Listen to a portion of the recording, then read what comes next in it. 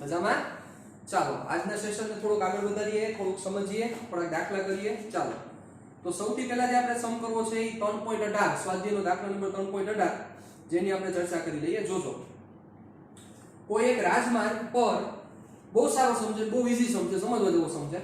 કોઈ એક રાજમાર્ગ પર 30 કિલોમીટર પ્રતિ કલાકની ઝડપે દોડતી પોલીસ વાનમાંથી તેની જ દિશામાં 192 કિલોમીટર પ્રતિ કલાકની ઝડપે દોડી રહેલી ચોરની કાર પાછળ ગોળી છોડવામાં આવે છે. સાંભળજો, કોઈ એક રાજમાર્ગ છે, હા જેવો તેવો તો બાર હોય નહીં, આપણે એક રાજમાર્ગ ભલે ખાડા પડી ગયા હોય, પછી કોઈ એક રાજમાર્ગ પર 30 કિલોમીટર પ્રતિ કલાકની ઝડપે દોડતી પોલીસ વાન, એક પોલીસ વાન છે કે જે 30 કિલોમીટર પ્રતિ કલાકની ઝડપે દોડે છે, એ પોલીસ વાનમાંથી તેની જ દિશામાં 192 કિલોમીટર પ્રતિ કલાકની ઝડપે દોડી રહેલી ચોરની કાર પર શું કરવામાં આવે છે? તો કે ગોળી છોડવામાં આવે છે. ચાલો પછી શું કીધું છે વાંચો. જો બંદૂકની નળીમાંથી નીકળતી ગોળીની ઝડપ 150 મીટર પર અવર હોય, જો એવું લખેલું છે 150 મીટર પર અવર નથી, 150 મીટર પર સેકન્ડ છે હોય, તો ગોળી ચોરની કારને કઈ ઝડપે અથડાશે? ગોળી ચોરની કારને કઈ ઝડપથી અથડાશે? એટલે ખાસ પહેલા એ વસ્તુ તમે કરેક્શન કરી લેજો. 150 મીટર પર અવર નથી, 150 મીટર પર સેકન્ડ છે. આવી સ્પીડથી ગોળીની ઝડપ ગોળી નીકળે છે, તો ગોળી ચોરની કારને કઈ ઝડપે અથડાશે? નોંધ આપેલી છે ગોળીની તે ઝડપ નક્કી કરો જે ચોરની કારને નુકસાન પહોંચાડી શકે. ગોળીની તમારે ઈ ઝડપ નક્કી કરવાની છે કે જે ચોરની કારને શું કરી શકે? નુકસાન પહોંચાડી શકે. રેડી? ચાલો તો ખૂબ જ સારો સમ ને ખૂબ જ ઈઝી સમ. ચાલો હવે કેના જેવી વાત થઈ કે ચોરની કાર કઈ બાજુ જતી હશે અને પોલીસમેન કઈ બાજુ જતી હશે. ચાલો દાખલા નંબર કેટલામો છે આપણો દાખલા નંબર છે 18. ચાલો કઈ રીતનું વર્કિંગ થતું હશે વિચારો. આ પોલીસમેન મન થઈ ગયું ના, પણ બીજું હોય મૂંઝવણ નહીં. ઓકે ચાલો આ ચોરની કાર,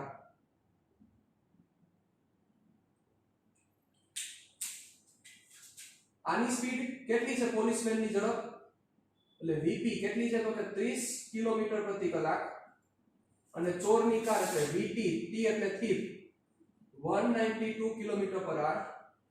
ઓકે 30 કિલોમીટર પ્રતિ કલાક અને 192 કિલોમીટર પર આર. ચાલો ઓબ્વિયસ છે આ કામો તો ન આવતો હોય, સમજી શકો છો તમે. એટલે કઈ બાજુ જાય છે? આ બાજુ જાય છે, આનો પીછો કરે છે. આ ભાઈ આને નથી પહોંચી શકે એમ, એટલે અહીંથી આને ગોળી ચલાવવી પડે, નકર આ ભાગી જાય સીધો.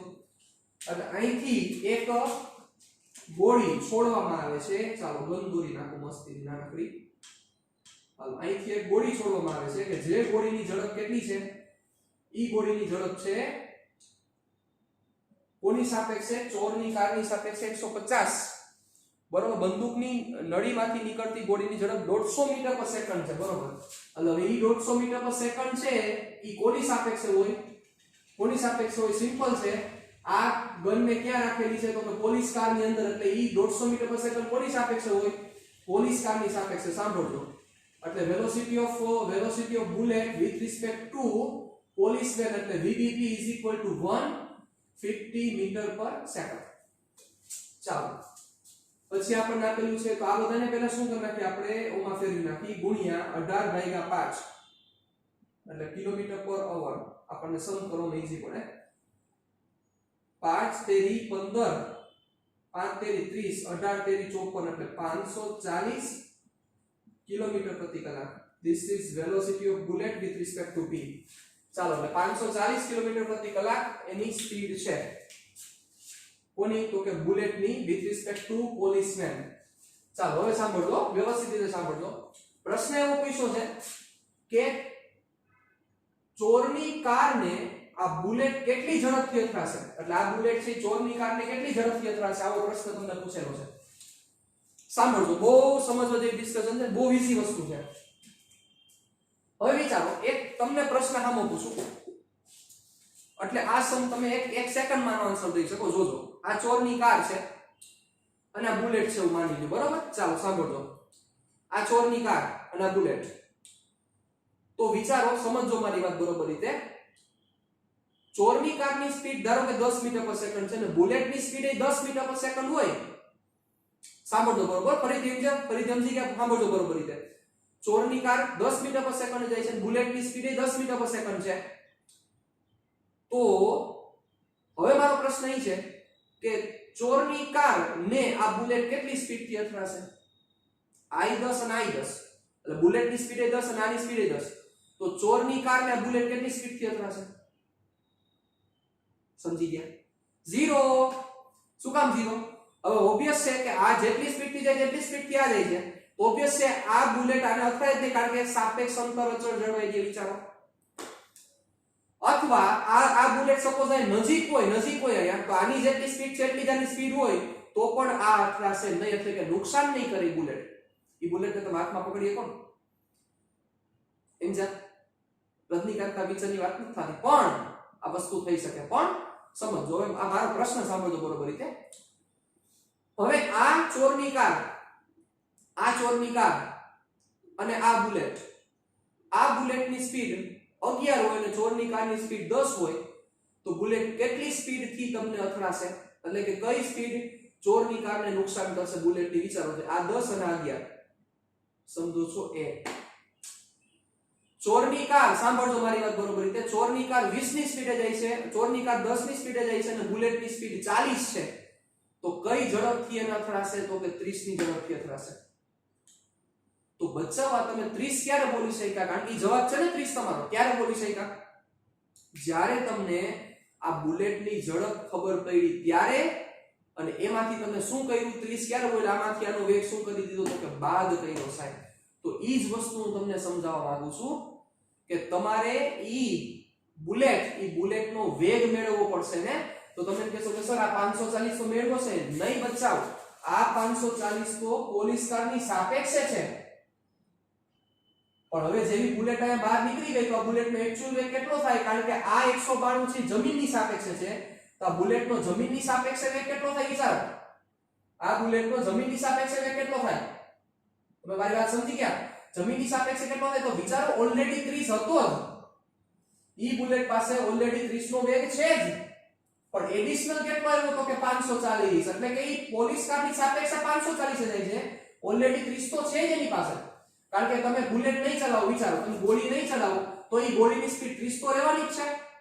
હવે એમાં વધારેના 540 એટલે ટોટલ કેટલા છે? તો કે 570 થયા. યસ, મતલબ કે ઈ બુલેટની સ્પીડ જમીનની સાપેક્ષે 570 કિલોમીટર પ્રતિ કલાક થશે. એટલે એનો મીનિંગ શું થયો કે આ જે વીટી છે એ જમીનની સાપેક્ષે છે.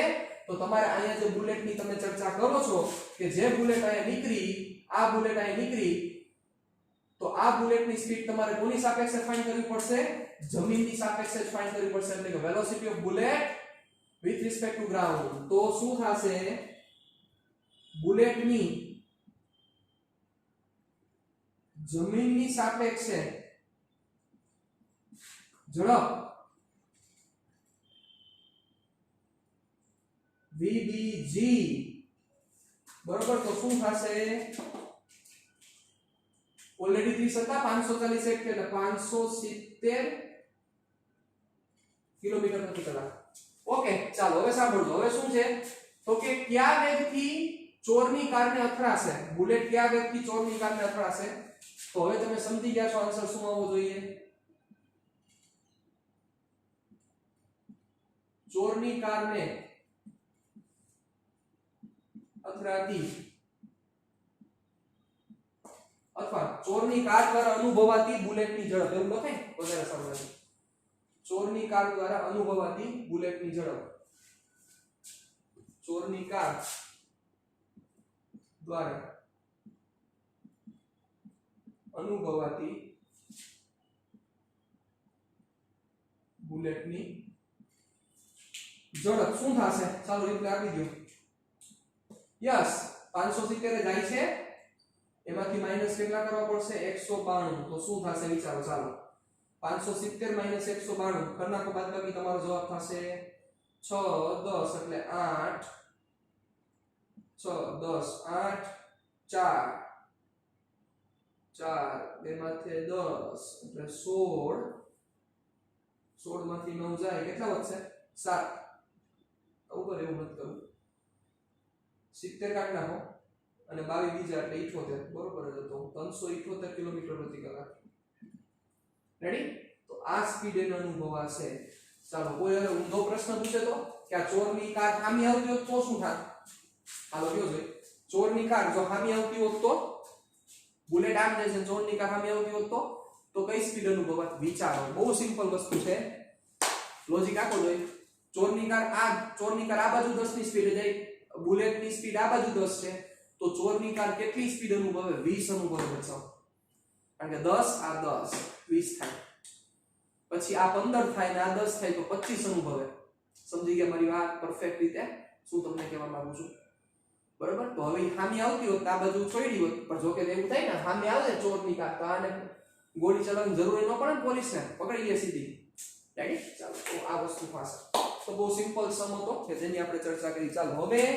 સાપેક્ષ વેગવાળા હજી આપણે ટોટલ કેટલા સમ છે હું તમને કહું જોજો 3.7 3.8 અને 3.9 અને એક સમ છે 3.26 અને એક સમ છે 3.24 બરોબર આ પાંચ સમ છે 3.7 8 9 26 અને 24 આ ટોટલ પાંચ સમ છે કે જે સાપેક્ષ વેગવાળા સમ છે પણ ઈ સમ સમજવા માટે તમે મારી સામે બેઠા હશો ત્યારે વધારે મજા આવશે એટલે એના કારણોસર હું 7મો 8મો 9મો અને જે 26મો દાખલો છે ચાર દાખલા ઈ દાખલા જ્યારે આપણે ફિઝિકલ પ્રેઝન્ટ મળશું ત્યારે ઈ ત્રીજા ચેપ્ટરના ચાર દાખલા કરશું બરોબર અત્યારે ઈ ચાર દાખલા હું કરાવતો નથી તમને કારણ કે અત્યારે હું કરાવીશ તોય મારે પાછા ફરીથી કરાવવા પડશે કારણ એનું એક જ માત્ર કારણ છે તમે સામે બેઠા હોય તો એની આખી વસ્તુ જુદી છે મારે તમને આખું ફીલ કરાવવું છે તો એ ચાર દાખલા હું તમને કરાવતો નથી એટલે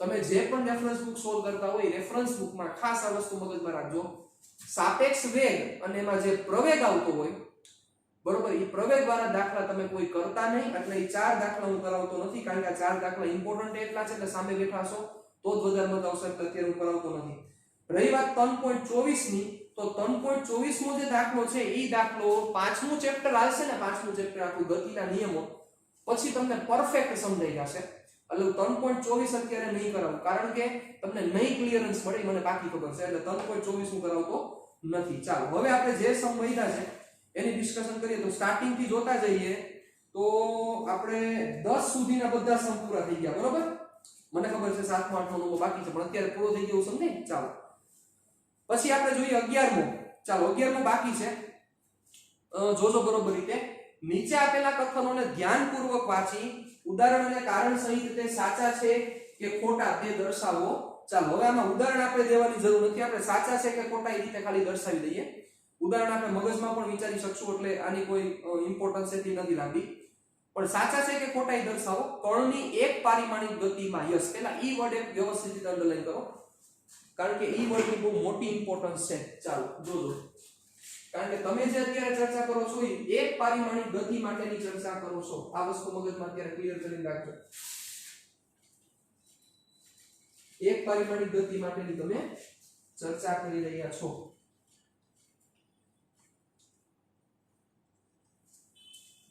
ચાલો કણની એક પારિમાણિક ગતિ માટેની તમે ડિસ્કશન કરો છો જોજો it means you are discussing about the one dimensional motion only પહેલું કોઈ એક ક્ષણે તેની એટલે કણની કોઈ એક ક્ષણે તેની ઝડપ શૂન્ય હોવા છતાં તેનો પ્રવેગ અશૂન્ય હોઈ શકે છે ચાલો આવું શક્ય છે વન ડાયમેન્શનલ મોશન થતી હોય તો આવું શક્ય છે કે કોઈ એક ક્ષણેની ઝડપ 0 હોય પણ એનો પ્રવેગ અશૂન્ય હોય વિચારો જોઈએ શક્ય છે યાદ કરો શક્ય છે કે કોઈ ક્ષણે એની ઝડપ 0 હોય પણ એનો પ્રવેગ શૂન્ય હોય હાલો વિચારો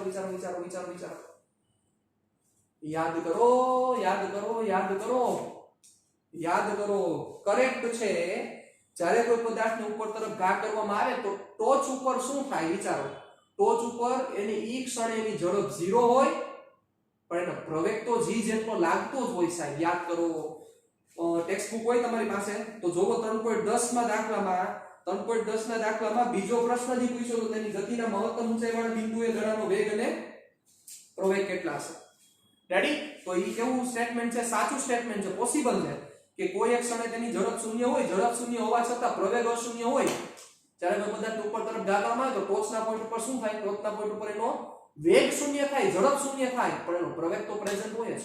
એટલે તમે એના આન્સરમાં આવું લખી શકો. આપણે એના સ્ટેટમેન્ટ પર લાંબુ માથાકૂટ નથી કરવી, એટલે હું જાજુ ભાઈ ડિસ્કશનમાં નહીં પડું. એટલે સ્ટેટમેન્ટ આપણે લખવા નથી. ટ્રુ એટલે કે સાચું છે. દાખલા નંબર કયો દાખલો? દાખલા નંબર 10 માં બી. રેડી? ચાલો હવે બી. બીજું શું છે? ઝડપ શૂન્ય હોવા છતાં તેનો વેગ અશૂન્ય હોઈ શકે. વિચારો, ઝડપ 0 છે પણ વેગ અશૂન્ય છે. પોસિબલ છે આવું? એક પરિમાણિક પદાર્થ ગતિ કરતો હોય તો આવું શક્ય છે કે ઝડપ 0 હોય અને વેગ અશૂન્ય હોય? બચાવ, કોઈ બી શક્ય નથી.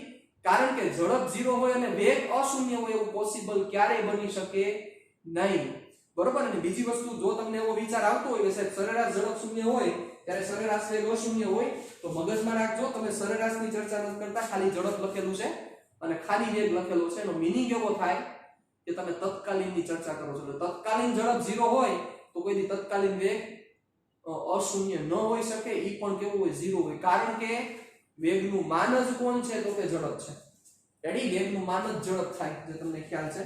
વેગમાં ફેર એટલો છે, ખાલી દિશા દર્શાવે છે અને એક પરિમાણિકની આ ચર્ચા કરો છો. એટલે સેકન્ડ સ્ટેટમેન્ટ ઇઝ ફોલ્સ, એટલે કે ખોટું છે.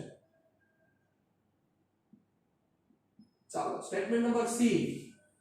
ચાલો સી માં શું થશે કયો જોઈએ? ઝડપ અચળ હોય તો પ્રવેગ હંમેશા શૂન્ય હોય.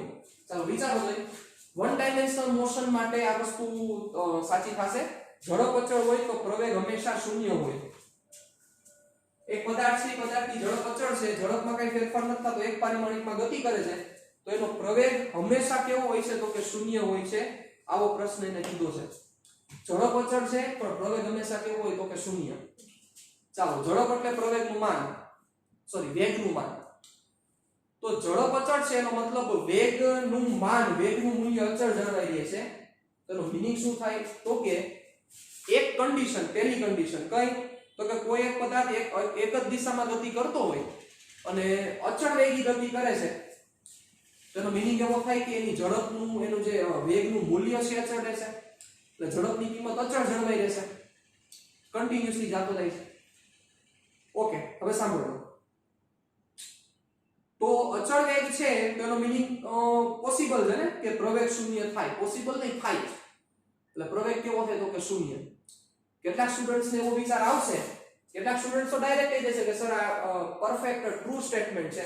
પણ હવે હું તમને સામુ અહીંયા પ્રશ્ન પૂછું છું, બરોબર? કે વિચારો, સડન અહીંયા કોઈ દીવાલ છે, અહીંયા એક દીવાલ રહેલી છે એવું વિચારીએ આપણે. ચાલો એ જોજો. અહીંયા દીવાલ રહેલી છે એવું વિચારીએ. અહીંયા એક બ્લોક છે, હાલો એવું વિચારી લો, ધ્યાન રાખજો. આ બ્લોક છે ને અહીંયા એક દીવાલ છે. આ અચળ વેગી ગતિ કરે છે અને એની સ્પીડ અચળ છે. સડન અથડાયા બાદ પાછી ઈ જ સ્પીડથી પાછો આવે તો, ઈ જ સ્પીડથી પાછો આવે તો, મતલબ અથડાઈને તરત પાછો આવી જાય. તો જો અહીંયા વેગ સપોઝ 50 કિલોમીટર પ્રતિ કલાક છે, તો અહીંયા વેગ થશે -50 કિલોમીટર પ્રતિ કલાક. બરોબર? અને શું થાય? તો કે એક જ ક્ષણમાં પાછો આવી જાય, અથડાઈને સીધો એક જ ક્ષણમાં પાછો આવી જાય. તો વિચારો, ઈ જે સમયગાળો થાય ડેલ્ટા વી ના છેદમાં ડેલ્ટા ટી, આ ડેલ્ટા ટી ખૂબ જ નાનો થાય, એટલે એની વેલ્યુ છે ઈ કેવી થાય? તો કે ઇન્ફાઇનાઇટ થાય, એટલે કે અનંત થાય. કારણ કે અથડાઈને બાદનો જે સમય છે ઈ ખૂબ જ ઓછો સમય થાય. એટલે આ વસ્તુ પરફેક્ટ પોસિબલ નથી, એટલે આ ફિઝિકલી રીતે પોસિબલ નથી. એટલે આ સ્ટેટમેન્ટ પરફેક્ટ કેવું થાય? તો કે ટ્રુ થાય. કારણ કે આ જ વસ્તુ તમને પાછી સમજાવીશ કે જ્યારે અથડાતો હોય ત્યારે એની ઝડપ છે ઈ પહેલા સ્ટાર્ટિંગમાં ઘટે, અથડાય ત્યારે ઘટે, 0 થાય, વળી પાછી વધતા 50 થાય. ઈ તમને સમજાવીશ ચેપ્ટર નંબર 6 માં છેલ્લે સંગાતમાં.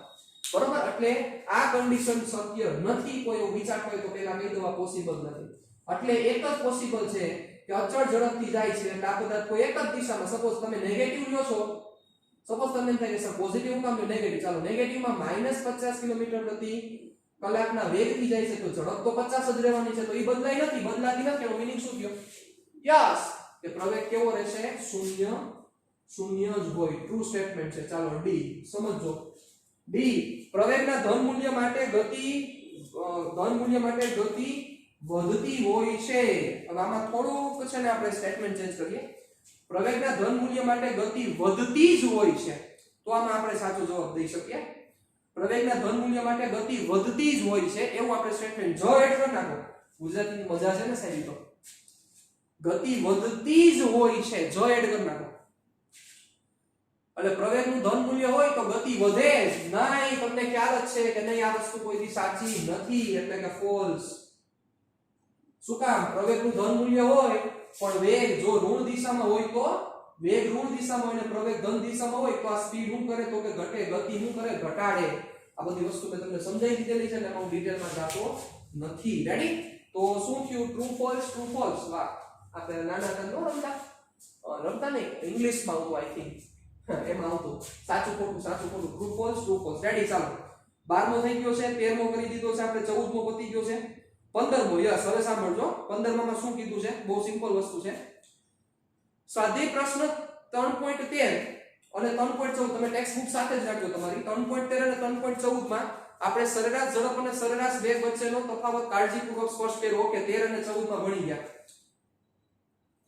તાક્ષણિક ઝડપ અને તાક્ષણિક વેગ માટે આવા તફાવત પર વિચાર કરવો આવશ્યક નથી. તાક્ષણિક ઝડપ અને તાક્ષણિક વેગ માટે આવા તફાવત પર વિચાર કરવો આવશ્યક નથી. તાક્ષણિક ઝડપ હંમેશા તાક્ષણિક વેગના માન જેટલી જ હોય છે. શા માટે? આવો પ્રશ્ન તમને પૂછેલો છે. તાક્ષણિક ઝડપ અને તાક્ષણિક વેગ માટે આવા તફાવત પર વિચાર કરવો આવશ્યક નથી. તાક્ષણિક ઝડપ હંમેશા તાક્ષણિક વેગના માન જેટલી જ હોય છે. શા માટે? મતલબ તાક્ષણિક ઝડપ અને તાક્ષણિક વેગ ઈ બંનેના માન કેવા હોય છે તો કે સરખા હોય છે એવું કહેવામાં આવેલું છે. આવો પ્રશ્ન કહેવા માંગે છે. ઓકે, ચાલો આ વસ્તુ તમને કીધેલી છે. તાક્ષણિક ઝડપ અને તાક્ષણિક વેગ ઈ બંનેના માન કેવા છે તો કે સરખા છે. આવું શું કામ? આવો પ્રશ્ન કીધેલો છે. તો તાક્ષણિક ઝડપ નો મતલબ શું થશે? જો વિચારો તો કે ઝડપ, સરેરાશ ઝડપનું સૂત્ર હું લખું તો શું થાય? પથ લંબાઈના છેદમાં સ્થાનાંતર, પથ લંબાઈના છેદમાં સમયગાળો અને સરેરાશ વેગનું સૂત્ર લખું તો શું થાય? સ્થાનાંતર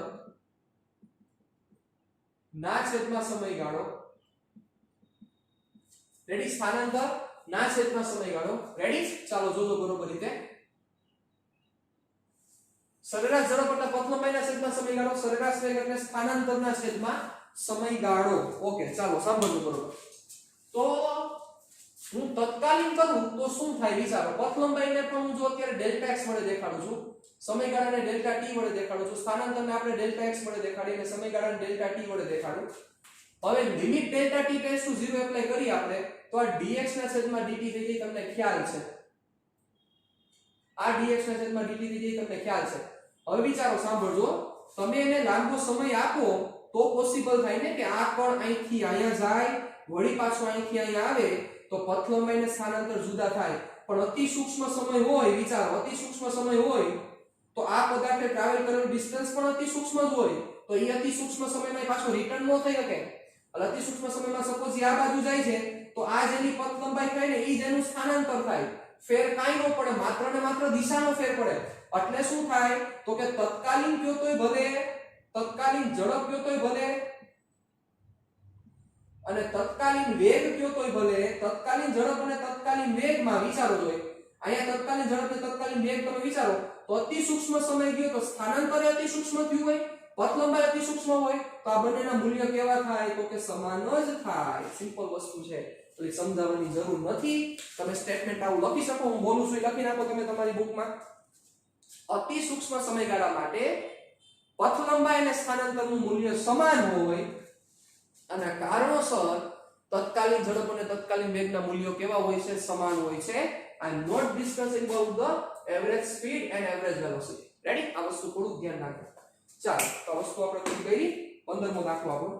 ચાલો, એના પછી આપણે જે બાકી છે એની ચર્ચા કરીએ તો 3.19 દાખલા નંબર 3.19 ની આપણે ચર્ચા કરવી છે. નીચે આકૃતિ 3.22 માં આપેલ આલેખો માટે યોગ્ય પરિસ્થિતિ સૂચવો.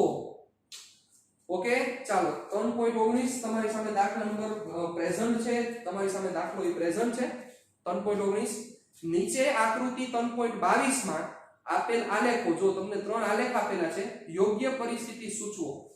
બરોબર, કઈ પરિસ્થિતિ માટે આ વસ્તુ થશે તમે ખાલી ડ્રો કરજો, બીજું આપણે કઈ એમાં જાજુ લખવું નથી. ચાલો હાલો વિચારો તો એમાં કેટલાક સ્ટુડન્ટ્સ ને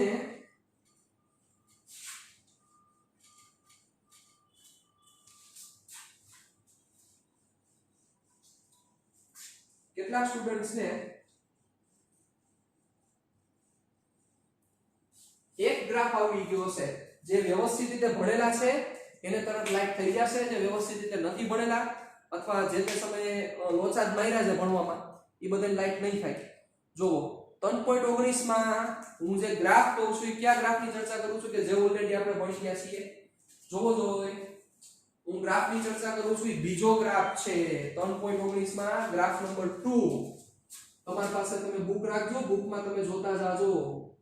ગ્રાફ નંબર B જોવો તમે સાહેબ, એ ઓલરેડી આપણે ભણી ગયા છીએ. ગ્રાફ આવો છે V વર્સિસ T, તો મેં તમને ડ્રો પણ કરાવેલો હતો, કોઈને યાદ આવ્યું હોય તો. દાખલા નંબર 12 માં હું ચર્ચા કરું છું વેલોસિટી વર્સિસ ટાઈમ, આવો જ ગ્રાફ હતો, યાદ કરો. પરફેક્ટ ડ્રો નથી કર્યો પણ તમે સમજી ગયા, અહીંથી ઘટતો જતો હતો. ક્યારે હતું, ક્યારે થયું યાદ કરો તો કે જ્યારે કોઈ પદાર્થને શું કરવામાં આવે, મુક્ત પતન કરવામાં આવે ત્યારે આ પદાર્થનો ગ્રાફ આ ટાઈપનો થાય છે. મુક્ત પતન કરવામાં આવે ત્યારે પદાર્થનો ગ્રાફ આ ટાઈપનો બને. બરોબર, ઈ ગ્રાફ આવો તો જો તમને યાદ હોય તો યાદ કરો, મેં ડ્રો કરાવેલો છે, મને ખ્યાલ છે. આવો ગ્રાફ હતો, જો આનાથી આ ઘટતું, એનાથી આ ઘટે, એનાથી આ ઘટે, એનાથી આ ઘટે. V વર્સિસ T તમને ત્યાં જે પ્રશ્ન પૂછ્યો તો એ ઝડપ વિરુદ્ધ સમયનો ગ્રાફ હતો. એ જે પ્રશ્ન પૂછ્યો તો તમને ઝડપ વિરુદ્ધ સમયનો ગ્રાફ હતો, આ વેગ વિરુદ્ધ સમયનો ગ્રાફ છે. બરોબર, વેગ વિરુદ્ધ સમયના ગ્રાફ આવો થતો તો યાદ કરો. હવે આમાં કાઈ ફેર નથી, આમાં આ બાજુ લીટો આગળ લીધેલો છે, તો શું થાય, સિમ્પલ છે. ત્યાં તમે 0 સમય ક્યારે લીધો તો યાદ કરો. દાખલા નંબર 12 જો નથી યાદ તો તમે બુકમાં જોતા જાજો, પછી જોજો, એમને નહીં જોતા. દાખલા નંબર 12 માં એવું હતું, તમે અહીંથી સમજો, અહીંથી પદાર્થને મૂક્યો ત્યારે t બરાબર 0 લીધેલો હતો. હવે વિચારો, સમજો, તમારે 0 અહીંયા જ લેવાનો છે, પણ ઈ પહેલા પદાર્થ અહીંથી આમ ઉપર તરફ આવતો હોય તો, મતલબ અહીંથી એને ઉપર તરફ કોઈ વેગથી ઘા કર્યો, સપોઝ 30 મીટર પર સેકન્ડના વેગથી એને ઉપર તરફ ઘા કર્યો છે. બરોબર, વેગ ઘટતા 0 થાય. હવે હું t બરાબર 0 લઉં તો આની પહેલાની જે ગતિ છે, પહેલાની જે ગતિ થાય ઈ ગતિનો સમય મારે કેવો લેવો પડશે, મારે માઈનસ લેવો પડે, કેવો લેવો પડે વિચારો. મેં t બરાબર 0 લેવાનું ક્યારે ચાલુ કર્યું, અહીંથી આ પદાર્થને ઉપર તરફ થ્રો કર્યો છે, ઈ પદાર્થ ટોપ ઉપર પહોંચ્યો, ઈ ટોપ ઉપર પહોંચ્યો ત્યારે હું t બરાબર 0 કન્સિડર કરું છું. એની પહેલાનો સમય મારે માઈનસ લેવો પડે, પણ એ પહેલાનો વેગ, સમય માઈનસ અને વેગ કેવો લેવો પડશે, પ્લસ. શું કામ પ્લસ, તો ઉપર તરફનો વેગ આપણે ધન લઈએ છીએ, ઓબ્વિયસ મારે આ જ કન્ડિશન લેવી પડે. Simple, it's very easy to understand. તો આ ગ્રાફ કયો થયો, ત્યાં સિમ્પલ લખી નાખો સાઈડમાં, હું બોલું છું એ વર્ડ લખી નાખો કે મુક્ત પતન, અથવા આપણે એમ લખી કોઈ એક વેગથી એ બુકમાં નહીં, તમે ટેક્સ્ટ બુકમાં જ લખી નાખજો, કોઈ બીજી પાની રિક્વાયરમેન્ટ નથી. કોઈ એક વેગથી ઉપર તરફ ફેંકવામાં આવે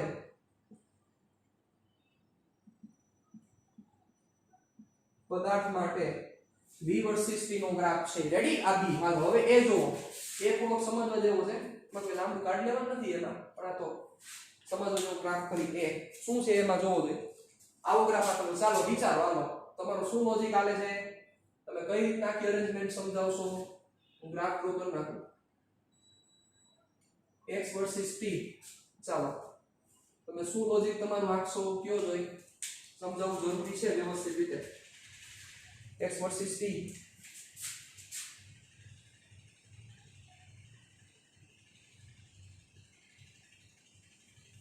ચલો આવો ગ્રાફ છે.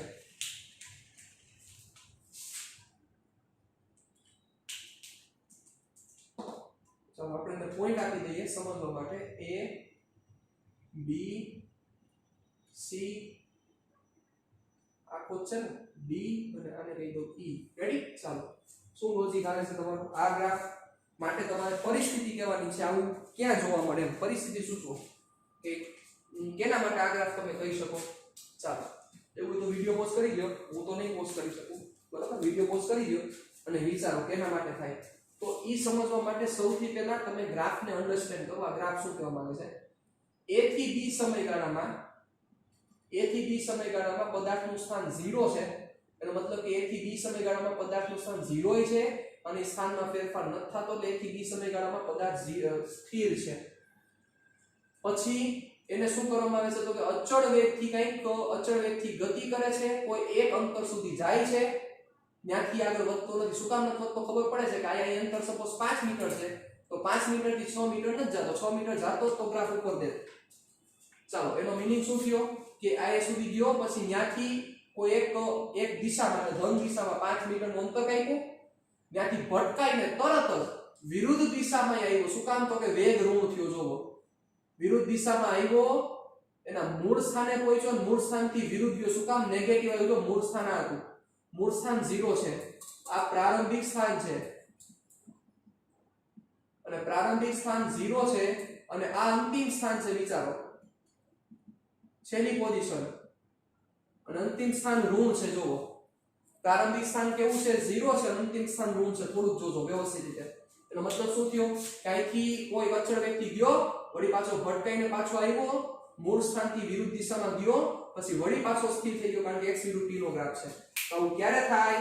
ઘણી બધી કન્ડિશન એપ્લાય કરી શકાય, પણ આપણે એક સિમ્પલ સમજીએ. વિચારો, એક દીવાલ છે, ચાલો દીવાલ, કોઈ એક વ્યક્તિ અહીંયા ઊભો છે, સમજજો, એની પાસે આ ફૂટબોલ છે.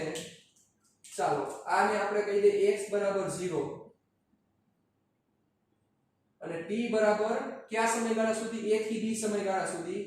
t ઉપર કાઈ નથી લખવું, પણ તમે સમજી જાજો. a થી b સમયગાળા સુધી એ ઊભો છે, બરોબર, એને સ્થિર રાખેલો છે. હવે શું થાય? જેવો b સમયગાળા સુધી પહોંચે, સીધો આને કિક કરવામાં આવે, એટલે કોઈ એક વેગથી કિક થશે, અહીંથી કિક થઈ ભટકાશે, ભટકાઈને પાછો રિબાઉન્ડ થશે, બરોબર, રિબાઉન્ડ થશે, રિબાઉન્ડ થાય એટલે બેક જાય, કારણ કે દીવાલ આવી ગઈ, બેક જઈને છેલ્લે ક્યાં ઊભો રહેશે? તો કે આ બાજુ ઊભો રહેશે. શું કામ?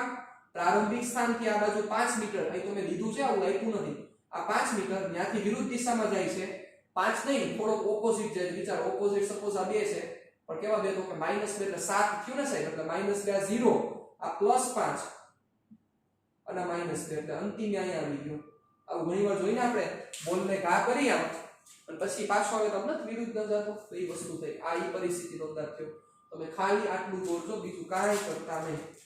અંતિમ સ્થાન, કારણ કે આપણે લખવું નથી, આ ખાલી સમજવાની વસ્તુ છે. રેડી? ચાલો, આ પહેલો ગ્રાફ, ઓલરેડી બીજો ગ્રાફની ચર્ચા થઈ ગઈ. ચાલો, હવે જે આપણે ગ્રાફ જોવો છે, ગ્રાફ નંબર 3, ત્રીજો ગ્રાફ જોજો વ્યવસ્થિત રીતે.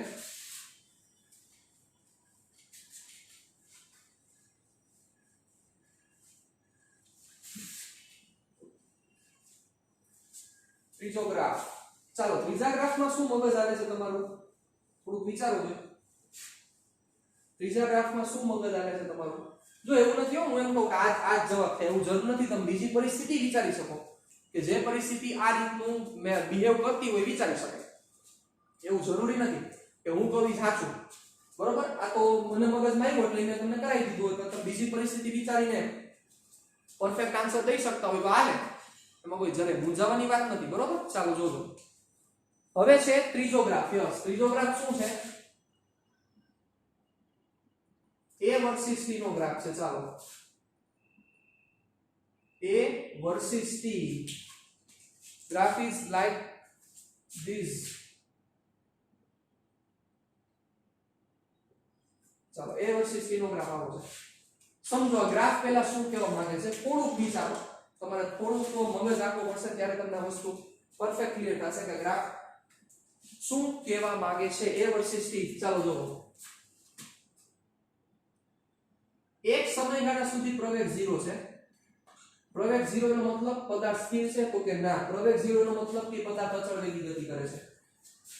અચળ વેગી ગતિ કરે છે. થોડાક સમય માટે પ્રવેગ સડન વધે છે, વળી પાછો પ્રવેગ ઘટીને વળી પાછો 0 થઈ જાય છે. જો એટલે એક સમયગાળા સુધી પ્રવેગ 0 છે, એટલે કે અચળ વેગી ગતિ કરે છે. પછી એક સમયગાળા માટે સીધો પ્રવેગ આવે છે, વળી પાછો પ્રવેગ 0 થઈને પાછી અચળ વેગી ગતિ કરવા માંડે છે. આ ગ્રાફનું એનાલિસિસ છે, આ ગ્રાફ સમજાવવા માંગે છે. ચાલો, તમે શું સમજાવવા ઈ કહો મને. ચાલો, what do you mean? આવું ક્યાં થાય કે પ્રારંભનો જે કિસ્સો છે, આ ફર્સ્ટ જે કેસ છે, ઈ અચળ વેગી ગતિ છે. અંતિમ અચળ વેગી ગતિ છે અને સૂક્ષ્મ સમય માટે ખાલી પ્રવેગ આવ્યો તો ખાલી સૂક્ષ્મ સમય માટે પ્રવેગ આવ્યો. હવે તમે એવું પણ સમજી શકો કે આ અચળ વેગી નહીં, તમે એને સ્થિરે લઈ શકો, કારણ કે પ્રવેગ 0 નો મતલબ અચળ વેગી ગતિ થાય અને ઈ વેગ 0 પણ હોઈ શકે ને, તોય પણ પ્રવેગ 0 થાય. તમે લઈ શકો કે આ સ્થિર છે અને આ કન્ડિશનમાં સ્થિર છે, આ એક જ ક્ષણ માટે આ પ્રવેગ આવ્યો. ચાલો ઈ પરિસ્થિતિ હું તમને સમજાવું કે તમે એક બેટ લઈ લ્યો, બેટ મોટા ભાગના સમજી ગયા છે સ્ટુડન્ટ્સ, એક બેટ લઈ લ્યો. ચાલો આ બેટની તરફ બોલ એક સ્પીડથી મોશન કરે છે, અચળ વેગી ગતિ કરે છે, માની લે હવાનો અવરોધ કેવું કઈ નડતું નથી, બાકી 100 અચળ વેગી ગતિ ન થાય, બરોબર. અચળ વેગી ગતિ કરે છે, કોઈ એક વેગથી ગતિ કરે છે બોલ. બોલ અહીંયા હિટ થશે, જ્યારે હિટ થાય, કારણ કે તમે જેવું બેટ ફેરવશો તો ત્યારે ઈ ક્ષણ માટે એને પ્રવેગ મળશે. જો ક્યાં સુધી પ્રવેગ મળશે, તો કે બોલ એટલે કે દડો બેટ સાથે સંપર્કમાં હોય ત્યાં સુધી પ્રવેગિત થાય. શું કામ પ્રવેગિત થાય? બેટ સાથે જ્યાં સુધી સંપર્કમાં હોય તો બેટ શું લગાડશે, બોલ ઉપર શું લગાડશે, બળ લગાડશે. બળ વિશે ડિટેલમાં ડિસ્કશન કરશું પાંચમા ચેપ્ટરમાં. એટલે શું થશે તો કે જેવું બેટ ફટકારશે, એટલે બેટ ફટકારે એટલે જે સીધું આની અંતિમ આ બોલ કેવો થઈ ગયો, તો કે બોલ આવો થઈ ગયો, એવું ન થાય, હોય એવો જ જાજો ફેર ન પડે. એટલે બોલ ઓપોઝિટ દિશામાં જવા માંડ્યો, તો કે જેનો વેગ આ બાજુ છે, જે વેગ આ બાજુ છે એ વેગ એનો ઊંધો થઈ ગયો. અને બીજી વસ્તુ, અહીંયા પ્રવેગ ઇન્ફિનિટી નો થાય, કારણ કે નો થવાનું ઈ કારણ છે, જુઓ, કારણ કે અહીંયા સંપર્ક સમય હોય અને બોલ સાથેનો જે સંપર્ક સમય છે એ સંપર્ક સમય અંદાજે 0.1 સેકન્ડ હોય. એટલે 0.1 સેકન્ડ માટે એને વેગમાં ફેરફાર થયો, એટલે વેગમાં ફેરફાર એટલે પ્રવેગ આવ્યો, વળી પાછો ભટકાઈને છૂટો પડી ગયો, એટલે બેગ હવે કાઈને મારવા જવાનું નથી. આવું ન થાય ને, બોલ આવે તો બેટ એક જ વાર ખાલી સંપર્ક કરે, કનેક્ટ થઈ ગયું, પછી વહી ગયો, પછી બોલ વળી પાછો કેવી ગતિ કરશે, અચળ વેગી ગતિ, પણ કઈ દિશામાં, વિરુદ્ધ દિશામાં. આપણે એમાં પડવાની જરૂર નથી, ભલે વિરુદ્ધ દિશામાં જાય પણ વેગ તો અચળ થઈ ગયો ને, વેગ અચળ એટલે પ્રવેગ પાછો સીધો, સિમ્પલ. તો આ કન્ડિશન થઈ. આટલું જ ડ્રો કરજો, બીજું આમાં કે આપણે લાંબુ આમાં રિપ્રેઝન્ટ કરવું નથી. ક્લિયર? ડન. ચાલો હવે આપણે આગળ ડિસ્કશન કરીએ. હવે જે ચર્ચા કરવી છે, આપણે જે સમ બાકી છે ઈ બાકી છે 3.23 3.24 પાંચમું ચેપ્ટર આવશે ત્યારે ચર્ચા કરશું. 3.23 ચાલો ઈઝીમાં ઈઝી સમ ઈ પતાવી દઈએ. ચાલો જવા દઉં છું માથાકૂટ.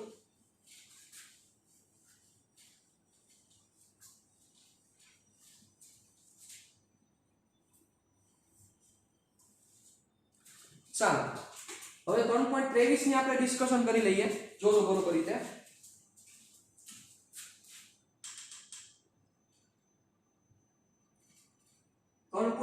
દાખલા નંબર 3.23 જુઓ. ત્રિચક્રી વાહન પોતાની સ્થિર સ્થિતિમાંથી, ઓકે, પ્રારંભિક વેગ 0 છે, તમારી પાસે બુક રાખજો. 1 મીટર પર સેકન્ડ સ્ક્વેર ના જેટલા અચળ પ્રવેગ સાથે સુરેખ માર્ગ પર 10 સેકન્ડ સુધી ગતિ કરે છે. Okay, till 10 second. Okay, 1 metre પર સેકન્ડ સ્ક્વેર જેટલા અચળ પ્રવેગ સાથે સુરેખ માર્ગ પર 10 સેકન્ડ સુધી ગતિ કરે છે. ઓકે, અને ત્યારબાદ તે નિયમિત વેગથી ગતિ કરે છે. ઇટ મીન્સ આફ્ટર 10 સેકન્ડ એનો જે પ્રવેગ છે એ 0 થઈ જાય છે. 10 સેકન્ડ બાદ એનો પ્રવેગ 0. ચાલો સાંભળજો, નો પ્રોબ્લેમ. વાહન દ્વારા n મી સેકન્ડમાં, યસ વિચારો શું કહેવા માંગે છે? વાહન દ્વારા n મી સેકન્ડમાં કપાયેલ અંતર વિરુદ્ધ n નો આલેખ દોરો. n એટલે સમય, તમે સમજી ગયા. n મી સેકન્ડમાં કપાયેલ અંતર વિરુદ્ધ સમયનો ગ્રાફ. એટલે n મી સેકન્ડમાં કપાયેલું અંતર, એવું ન કહેતા કે સાહેબ આ તો ગ્રાફ ઈઝી થઈ ગયો, સ્થાન વિરુદ્ધ સમય નથી, સ્થાન વિરુદ્ધ સમય જોવો. n મી સેકન્ડમાં કપાયેલું અંતર, એના વિરુદ્ધ તમારે સમયનો ગ્રાફ ડ્રો કરવાનો છે. સમય એટલે n એટલે સમય, ઈ સમજી ગયા તમે, બરોબર? એના માટે તમારે ગ્રાફ ડ્રો કરવાનો છે. પછી શું કીધું છે? પ્રવેગી ગતિ દરમિયાન આવા આલેખ માટે તમે શું ધારો છો? એક સુરેખા કે પર્વત? જો બહુ સારો પ્રશ્ન પૂછેલો છે, એમાં તમારું લોજિક માંગી લેશે. બહુ સારો પ્રશ્ન પૂછેલો છે કે તમે શું વિચારો છો કે આ ગ્રાફ જે આવશે, આ ગ્રાફ સુરેખા આવશે કે પરવલય ગ્રાફ આવશે? જો ડાયરેક્ટ તમે એવું મગજમાં વિચારી લીધું, મગજમાં પૂર્વગ્રહ બાંધી લીધા કે સ્થાન વિરુદ્ધ સમય છે, તો મયરા. કારણ કે સ્થાન વિરુદ્ધ સમયનો આલેખ નથી. સ્થાન વિરુદ્ધ સમય હોય તો પર્વલય આવે, તમને યાદ છે એવું માનું છું. સ્થાન વિરુદ્ધ સમયનો ગ્રાફ હોય તો પર્વલય આવે, બાકી પર્વલય નો આવે. તો સૌથી પહેલી વસ્તુ આ સ્થાન વિરુદ્ધ સમયનો આલેખ નથી. કેનો આલેખ નથી? સ્થાન વિરુદ્ધ સમયનો આલેખ નથી. n મી સેકન્ડમાં કપાયેલું અંતર એના વિરુદ્ધ સમયનો આલેખ છે. બરોબર? આ વસ્તુ થોડી તમારે વિચારવા જેવી છે, થોડીક લોજિક આપવા જેવી છે, એટલે વધારે તમને આઈડિયા આવશે. ચાલો તો સિમ્પલ, આપણે કાંઈ નહીં, n મી સેકન્ડમાં કેટલું અંતર કપાયેલ છે એ મૂકતા જઈએ, એના વિરુદ્ધ n નો ગ્રાફ ડ્રો કરતા જઈએ. ગ્રાફ જે આવી પ્રમાણે સમજશું, સુરેખ આવશે કે પર્વલય. શું કામ આપણે મૂંઝવવું જોઈએ? ચાલો તો n મી સેકન્ડમાં કપાયેલ અંતર નું સૂત્ર શું છે યાદ કરો. ચાલો, n મી સેકન્ડમાં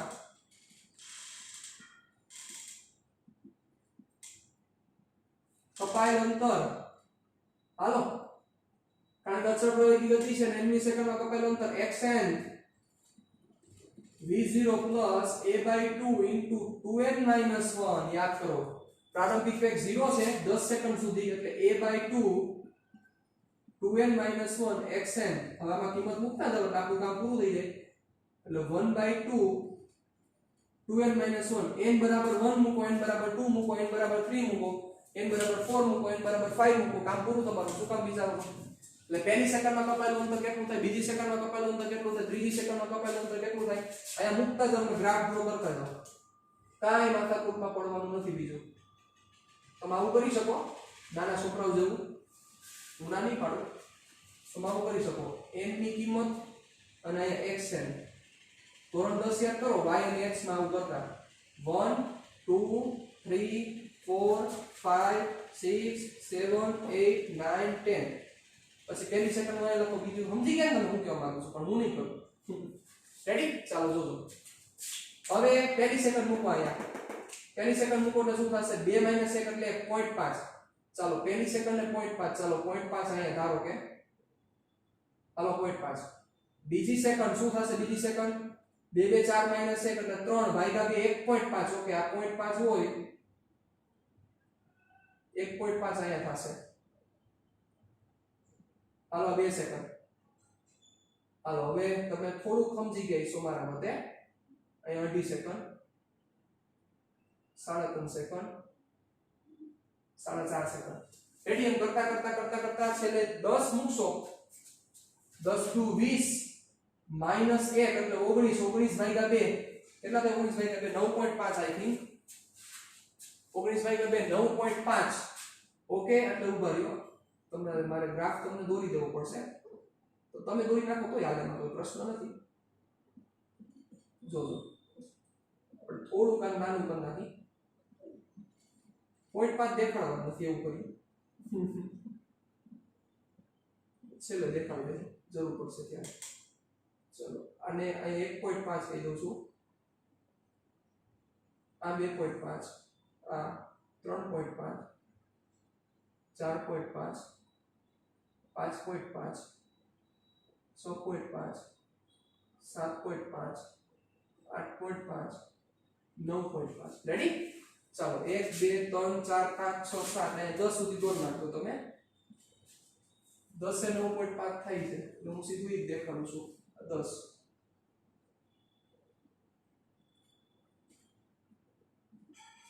ચાલો હવે 0.5 દેખાડવો પડશે ને, આ 0.5. ચાલો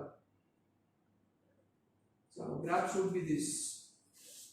અરકુ દોડ નાખો, સ્ટ્રેટ લાઈન આવશે, કોઈ નવી વાત નથી આમાં.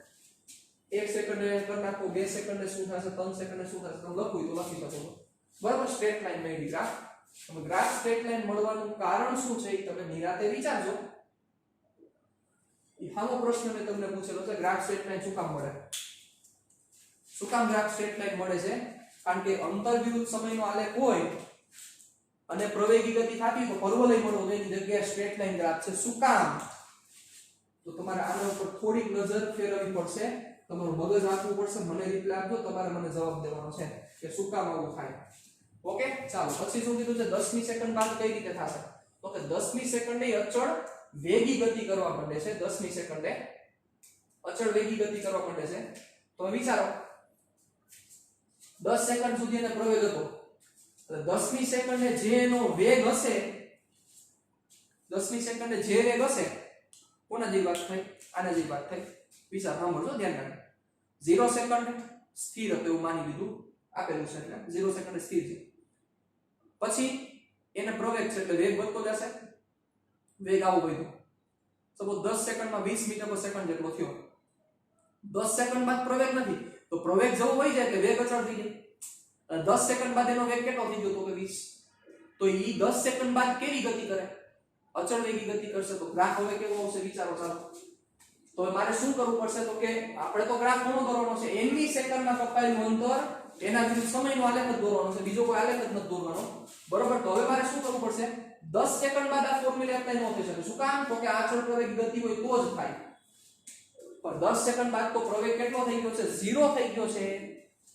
તો હવે 10 સેકન્ડ બાદ એનો જે વેગ હશે એ વેગથી પોતાનો વેગ અચળ જાળવી રાખશે એટલે દર સેકન્ડે વિચારો 10 સેકન્ડ બાદ દર સેકન્ડે સમાન અંતર જ કાપશે શું બોલ્યો ફરીથી બોલો 10 સેકન્ડ બાદ દર સેકન્ડે સમાન અંતર કાપે શું કામ 10 સેકન્ડે સપોઝ 20 મીટર પર સેકન્ડ પહોંચી ગયો તો પછીની દર સેકન્ડે 20 metre 20 metre 20 metre 20 metre 20 metre કાપશે સમજી ગયા ચાલો તો હવે પહેલા મારે શું કરવું પડશે 10 સેકન્ડ બાદ એટલે t બરાબર 10 સેકન્ડે પદાર્થનો વેગ કેમ મળશે યસ બહુ સિમ્પલ છે યાર હવે તો બધું v v0 at ચાલો v0 કેટલો હતો 0 a કેટલો હતો 1 10 મતલબ 10 મીટર પર સેકન્ડ થયો 10 સેકન્ડે તો 10 સેકન્ડ બાદ પદાર્થ વાહન છે ને 10 સેકન્ડ બાદ વાહન 10 સેકન્ડ બાદ વાહન 10 સેકન્ડ બાદ વાહન કેટલી સ્પીડથી ગતિ કરશે હા 10 સેકન્ડ બાદ વાહન દર સેકન્ડે 10 મીટર અંતર કાપે કારણ કે વેગ અચળ થઈ ગયો તો દર સેકન્ડે કાપેલું અંતર વિચારો એટલે હવે 11 સેકન્ડ 12 13 14 તો 10 થી 11 માં કાપેલું અંતર કેટલું થાય 10 થાય ને એટલે મારે ગ્રાફ અહીંથી થોડો ઉપર લેવો પડશે કારણ કે 10 મારે દેખાડવો પડશે અહીંયા અને અમે 10 રિપ્રેઝન્ટ કરી દીધા હાલો ગ્રાફ ને થોડો ઉપર લઈ લીધો પછી 10 થી 11 સેકન્ડમાં 10 11 થી 12 10 12 થી 13 10 પછી ગ્રાફ સ્ટ્રેટ લાઈન થઈ ગઈ મતલબ દર સેકન્ડે ઈ 10 મીટર અંતર કાપશે દર સેકન્ડે 10 મીટર અંતર કાપશે ચાલો સ્ટ્રેટ લાઈન થઈ ગઈ પછીનો ગ્રાફ આવો થાય તો આ ગ્રાફ સિમ્પલ બન્યો બરોબર પણ આ ગ્રાફમાં સમજવા જેવી વસ્તુ ઈ છે મને તમારી સમજાવવું છે કે આ તો x વિરુદ્ધ t નો આલેખ છે નહીં xn વિરુદ્ધ t નો આલેખ છે તો તમે જે લોજિક આપો છો એ મુજબ ગ્રાફ અહીંયા નો આવ્યો આવો જ આવ્યો અને પરફેક્ટ સાચો પણ ગ્રાફ છે નાઈ નથી પાડતો પરફેક્ટ સાચો છે પણ શું કામ આવું થયું એ તમારે મને કહેવાનું રેડી ચાલો હવે આપણે જ્યારે પણ નેક્સ્ટ લેક્ચરમાં મળીશું ત્યારે બધા દાખલાઓ પતી ગયા છે જે બાકી છે જ્યારે આપણે ફિઝિકલ પ્રેઝન્સમાં મળશું ત્યારે કરશું જ્યારે આપણે નેક્સ્ટ લેક્ચરમાં મળીશું ત્યારે ચેપ્ટર નંબર 4 થી આપણે શરૂઆત કરશું ઓકે યસ હજી એક તમારે આઈ થિંક મને યાદ છે ત્યાં સુધી યસ તમારે દાખલો બાકી છે દાખલા નંબર 14 હા 14 બાકી છે ચાલો 14 મો પતાવી દઈએ અહીં રૂપચક જેવો લાગશે તમને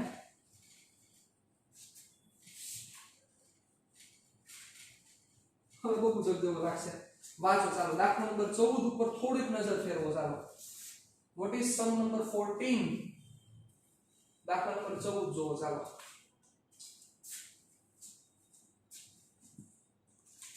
ટેક્સ્ટબુક લઈ લેજો ચાલો દાખલા નંબર 14 બહુ ઈઝી સમ છે અને બહુ હવે તમને ઈઝી લાગશે જો એક વ્યક્તિ સુરેખ માર્ગે 5 કિલોમીટર પ્રતિ કલાકની ઝડપે તેના ઘરથી 2.5 કિલોમીટર દૂર આવેલા માર્કેટમાં જાય છે કેવડી સ્પીડથી 5 કિલોમીટર પ્રતિ કલાકની ઝડપે તેના ઘરેથી 2.5 કિલોમીટર દૂર આવેલું એક માર્કેટ છે માર્કેટમાં જાય છે પરંતુ માર્કેટને બંધ જુએ છે તે તરત જ 7.5 કિલોમીટર પ્રતિ કલાકની ઝડપે ઘરે પાછો ફરે છે એટલે 7.5 કિલોમીટર પ્રતિ કલાકની ઝડપે પાછો પોતાના ઘરે આવી જાય છે ચાલો સાંભળજો મારી વાત બરોબર રીતે સ્પીડ જો અચળ છે આમાં ખોટા મગજના ઘોડા નો દોડાવતા અચળ પ્રવેગી ગતિના સમીકરણ ઓલા સમીકરણ નો લાગે કારણ કે સ્પીડ અચળ છે જો અચળ ઝડપથી જાય છે સરેરાશ વેગનું માન અને સમયગાળો 0 થી 30 0 થી 50 અને 0 થી 40 માટે વ્યક્તિની સરેરાશ ઝડપ કેટલી હશે આ તમારે કહેવાનું છે. એટલે સરેરાશ વેગ અને સરેરાશ ઝડપ કેટલી હશે કયા સમયગાળા માટે 0 થી 30, 0 થી 50, 0 થી 40 માટે. ચાલો આ ત્રણ વસ્તુ માટે તમને કીધી છે.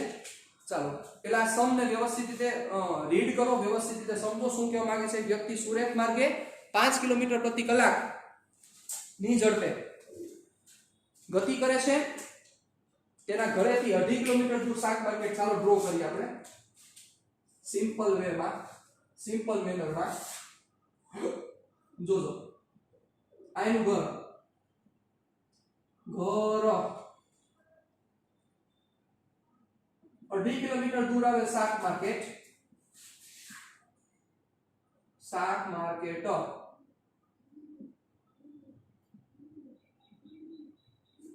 ચાલો પ્રારંભમાં જેનો વેગ છે, પ્રારંભિક વેગ છે v1 બરાબર 5 કિલોમીટર પ્રતિ કલાક. ચાલો માર્કેટ અહીંયા બંધ જુએ છે એટલે અહીંથી પાછો જ્યારે બેક થાય એ જ વ્યક્તિ કપડા પહેરી નાખે આપણે ત્યારે 7.5 કિલોમીટર પ્રતિ કલાકની ઝડપથી ગતિ કરે છે અને વળી પાછો પોતાના ઘરે આવી જાય છે. તમારે શું ફાઇન્ડ કરવાનું છે? તમારે 0 થી 30 મિનિટ, 0 થી 40 મિનિટ ને 0 થી 50 મિનિટ માટે સરેરાશ ઝડપ જોઈએ છે અને સરેરાશ વેગ જોઈએ. તો સિમ્પલ વાત છે. 0 થી 30 મિનિટ તો બચાવ તમારે 0 મિનિટે, 30 મિનિટે, 40 મિનિટે અને 50 મિનિટે સ્થાન ગોતવો પડશે. વિચારો, સમજ્યા? શું કામ?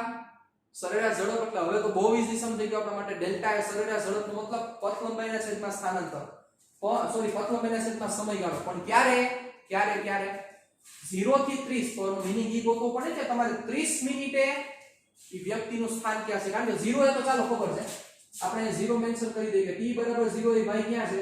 તો કે t બરાબર 0 એ ભાઈ ઘરે, પોતાની ઘરે છે એટલે 0 સ્થાન છે. ચાલો માની લઈએ, નો પ્રોબ્લેમ.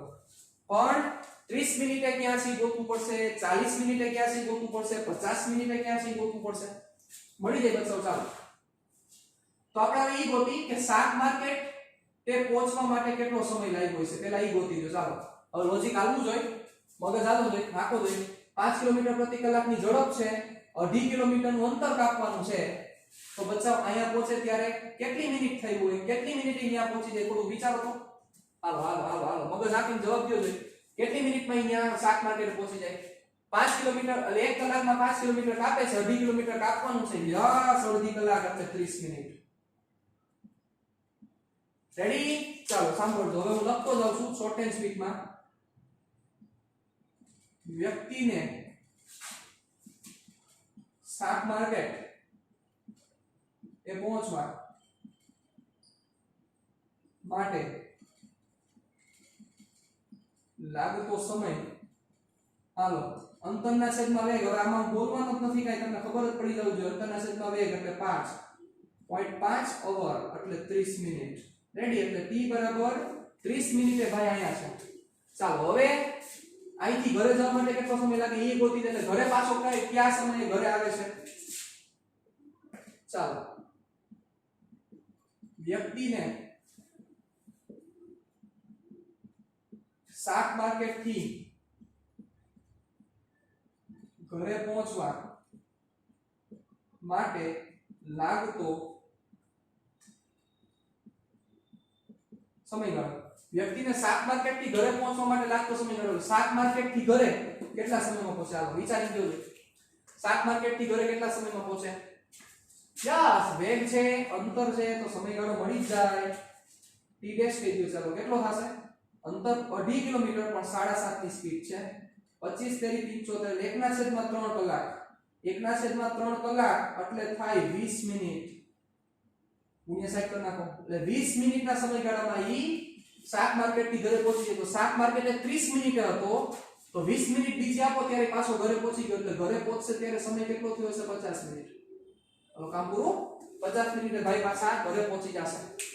ચાલો તો હવે તમારે શું કરવાનું છે? 0 થી 30 તો આવા સમૂહ નો કરાવું તો સારી લાગશે. પહેલું 0 થી 30 મિનિટ માટે તમારે શું ગોતવાનું છે? સરેરાશ ઝડપ. તો 0 થી 30 માટે સરેરાશ ઝડપ શું થાય? કાપેલું અંતર કેટલું? તો કે 2.5. સમયગાળો કેટલો? તો કે 30 મિનિટ. પણ આપણે છે ને સાંભળો કલાકમાં જ રાખીએ એટલે આન્સર સારો આવે. કિલોમીટર પ્રતિ કલાક આવે એટલે કલાકમાં રાખો એટલે કેટલી થાય? અડધી કલાક. એટલે 0.5 એટલે શું થશે 5 km/h ચાલો સરેરાશ વેગ શું થશે સ્થાનાંતરના છેદમાં સમયગાળો સ્થાનાંતર એ 2.5 સમયગાળો 0.5 એટલે કેટલું થશે 5 km/h ચાલો 0 થી 30 પછી બીજો પ્રશ્ન છે 0 થી 50 હાલો તમે કઈ લખવા જોઈએ મારે નો કેવું જોઈએ સરેરાશ ઝડપ ચાલો સરેરાશ ઝડપ 0 થી 50 માં કાપેલું અંતર 0 થી 50 અઢી અને અઢી બીજા 5 લોચાનો માતા જરાય 5 કેટલી મિનિટ 50 મિનિટ તો મિનિટમાંથી કલાક જવું તો ભાગ્યા 60 કરવા પડે સિમ્પલ આ કે ના મિનિટમાંથી કલાક જવું તો ભાગ્યા શું કામ 1 કલાક કે 60 મિનિટ કલાકમાંથી મિનિટમાં જવું તો ગુણ્યા 8 કરવા પડે તો મિનિટમાંથી કલાકમાં જવું તો ભાગ્યા 8 એટલે 1/60 કલાક ક્લિયર ડન ચાલો ઉપર અને ઉપર લઈ લ્યો 5 વહી ગયા એટલે 6 કિલોમીટર પ્રતિ કલાક એવરેજ રાઈટ થાય કે નો થઈ 5 મીડા છેદનો છે 10 માં 6 ચાલો સરેરાશ વેગ શું થશે કયો સ્થાનાંતર કેટલું થયું તો કે 0 સમયગાળો 50/60 કાઈ ફેર ન પડે 0 km/h ચાલો હવે એક વસ્તુ તમારા ઉપર છોડું છું હાલો નીચે કરાવી દો મજા કરો 0 થી 40 મિનિટ યસ તો 40 મિનિટે સ્થાન ગોતવું પડશે ક્યાં છે ભાઈ 40 મિનિટે વિચારો 30 મિનિટે ભાઈ અહીંયા છે 50 છે અહીંયા છે અચળ ઝડપે ગતિ કરે છે તો સિમ્પલ છે 40 મિનિટે ભાઈ અહીંયા હશે એટલે t બરાબર 40 મિનિટ t બરાબર 40 મિનિટે ભાઈ અહીંયા હશે અને આ કેટલું અંતર થાય સાહેબ ઓબ્વિયસ આનું અડધું 1.5 કિલોમીટર ડિસ્ટન્સ થશે આ રેડી t બરાબર 40 મિનિટ ચાલો તો હવે સરેરાશ ઝડપ શું થશે કયો સરેરાશ ઝડપ કાપેલું અંતર 40 મિનિટમાં કાપેલું અંતર કેટલું થાય અઢી અને હવા બીજા એટલે 3.75 કિલોમીટર અંતર કાઈ પૂછે છે શું કામ સરેરાશ ઝડપ એટલે પથ લંબાઈ લેવી પડે પથ લંબાઈ અહીંથી 40 સુધી અહીંથી પહેલા અહીંયા ગયો અઢી અને અહીંથી પાછો હવા બીજા એટલે 3.75 ના છેદમાં સમયગાળો કેટલી તો કે 40 મિનિટ 40 ભાગ્યા 60 કલાકમાં ફેરવી નાખ્યા રેડી ઉપર 3.75 ગુણ્યા 6 ભાગ્યા 4 જે થાતું ઈ તમને આન્સર અને સરેરાશ વેગ શું થશે સ્થાનાંતર તો સ્થાનાંતર કેટલું થયું હતો ઘરે 0 એ 40 કોઈ છો ક્યાં અહીંયા તો સ્થાનાંતર આટલું જ થાય એટલે કેટલું થાય 1.25 1.25 ના છેદમાં મિનિટ 40 40 ના છેદમાં 60 વ્યવહાર થાય આન્સર લઈ લો રેડી મળીએ નેક્સ્ટ સેશનમાં ચેપ્ટર નંબર 4 સાથે ટાટા બાય બાય સિયા फिर मिलेंगे चलते चलते